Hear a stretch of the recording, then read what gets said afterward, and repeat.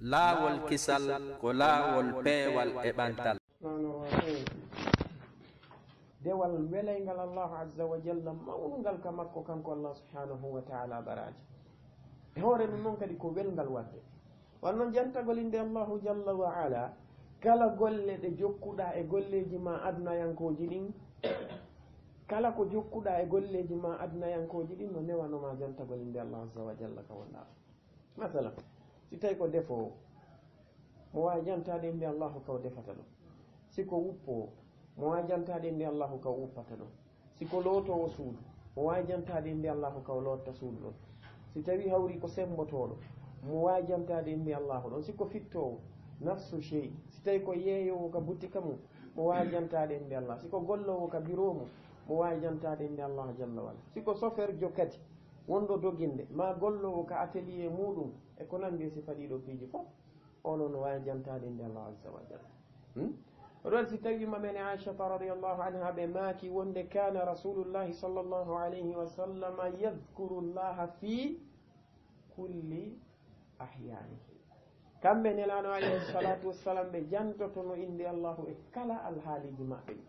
ha karmokoɓe goo ɗetti ɗum ɗon ɓe maaki ɗum ɗon holli wonde hayka nder hurgo kamɓe nelaɗo alayhi salatu wassalam kana yadkuru rabba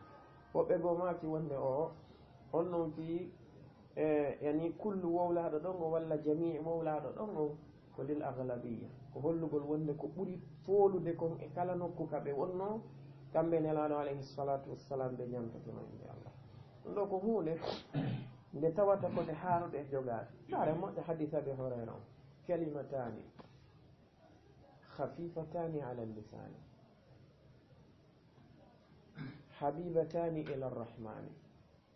ثقيلتان في الميزان لما كيقول سبحان الله وبحمده سبحان الله العظيم قم بدي سبحان الله وبحمده سبحان الله العظيم قم بدي نوي دي كدنجا قم بدي دي تواتكو قم بدي يدادك الله تبارك وتعالى قم بدي دي تواتكو تيدو دي بمعنى تدو دي كهوري بالانس يونت وي سبحان الله وبحمده وي سبحان الله العظيم ɗo ko ɗum bonnata golle gon ko golle honɗe gollata tawa a wawata wolde ɗum kono jama on iblisu alayhi lana no teddini ɗen ɗe maɓɓe ɗen ka jantagol inde allah himo foygintini ɗen ɗe maɓɓe ɗen ka jantagol fiyakuji aduna o foygintini ɗen ɗe maɓɓe ɗen ka wowlugol fiya ferji politique e ko nandi sifaɗi noon fi amma jantagol inde allah azza wa jalla yimɓe ɓurɓe ɗuɗude ɓen ɗenɗe maɓɓe ɗen tedday e ɗum ɗon woɓɓe no wawi joɗade gila ɓen mbiya kikiɗe koɓe jantoto inde allahu ko siɓe juulude ma ɗum siɓe jantoto inde allahu ko siɓe yii ngalaw ma ɓe yii kawake inna allahu akbar subhanallahi la ilaha illa llahu ko ɗum ɗon ko si ngalaw heewiɓe ma ɓe yii kaawe kono amma jooɗagol tun subhanallah alhamdulillah wallahu akbar wa la ilaha illa allah wala hawla wala quwwata illa billah nono fatti yimɓe ɓe waɗay adkaru lsabah walmasa waladkar qabla annawm waladkar bada alistiqaz ɗiɗo hande a konta e fayda yimɓe waɗay ɗum joni ɓeya to kañum no wirdade wirduji ɗi tawata ko adkarun mubtadaa gayru mashrua ɓen ɗon no wakkilani ɗin ɗon aya ɓe sonka ɗo e micro ɓe sonkay ɗo e micro jama'atan ɓe jooɗo gila ka ɓe salmini ɗon subaha ɓe pooɗa ɗon ha nange ƴawa ma gila ka ɓe salmini ɗon alansara ɓe pooɗa ɗon ha nange ngen muta ɗum kadi ɓe ferma dambuɗe ɗe fof ɓe ɗannina ampulji ɗi fof ɓe lutta e niwre ɓe wakkili ɗum ɗon tawa koye hoore bid'a ɓe woni an noon joni ya wonu e hoore sunna jantoɗa inde allah askaru saba wal masa onde haysi tawi ko 30 minutes ɗettuɗa ɗo hara yagaynal ɗum hara yagayn ono tawa neɗɗo on no loyi e ɗum ɗon hattirde lowgol hoɓɓe no woni hay watteɗo on siɓe natude ka julirde ɓe watta siɓe yaltude ɓe watta zicre watte ɗum siɓe natde ka wurgo ɓe watta siɓe yaltude ɓe watta tawa noon yantasibuna ila sunna ɓe dambitike sunna kanko Allahu azza wa jalla o wi kullun dendaningal ɗin ɗon piiji woni kañum pelle ɗen kañum ma e colliɗi lahu damir on ɗo karamo koɓe tafsiru ɓe lurri ko honto o fewti hoɓɓe wi damir o yarjiu ila llahi azza wa jalla ɗo wonay kullun ay Dawud waljibal waltayra lahu ay lillahi azza wa jalla awwab fu majji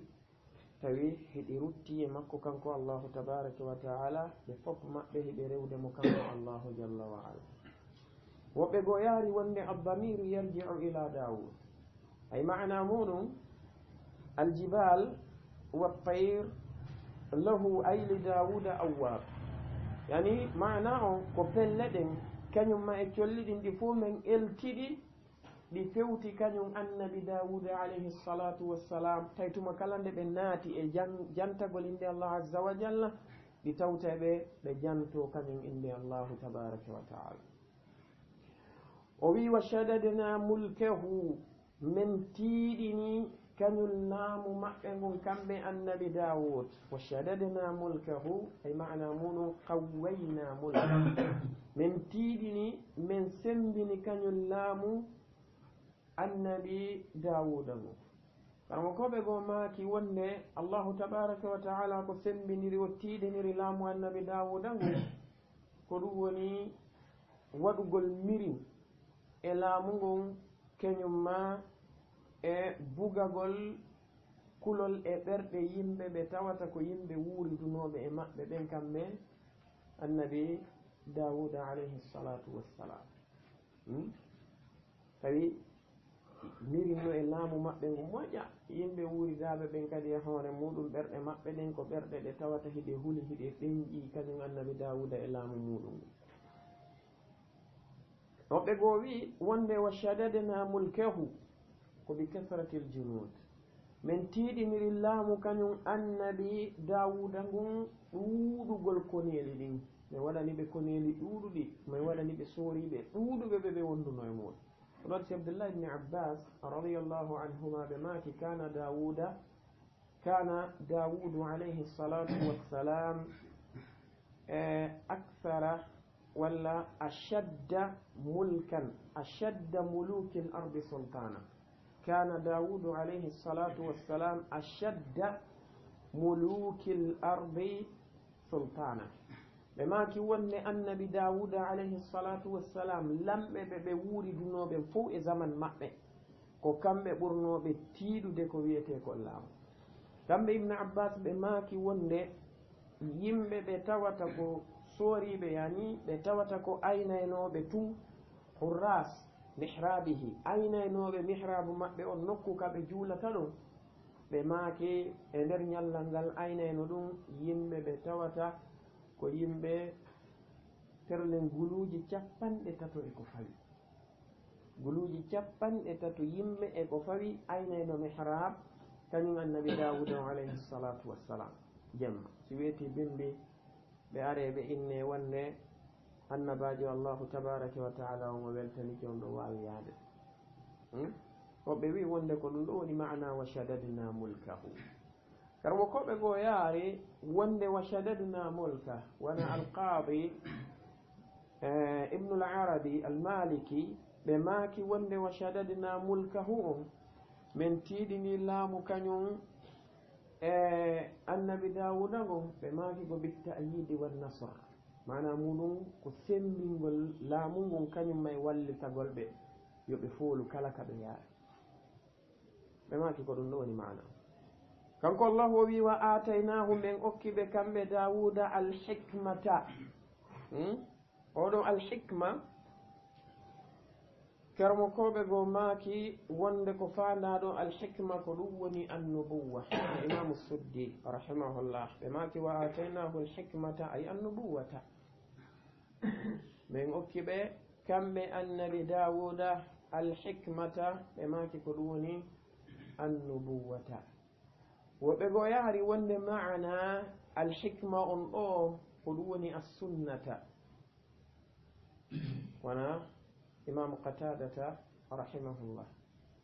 woɓɓe goo e karmo koɓɓe yaari wonde almuradu bilhikmati huna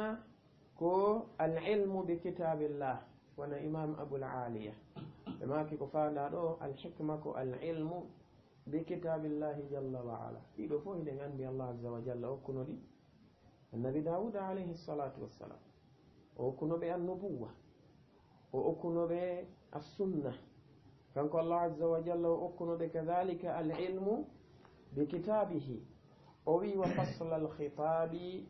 kañum ma e sendugol yewtere laɓɓina yewtere nden hande laaɓa pos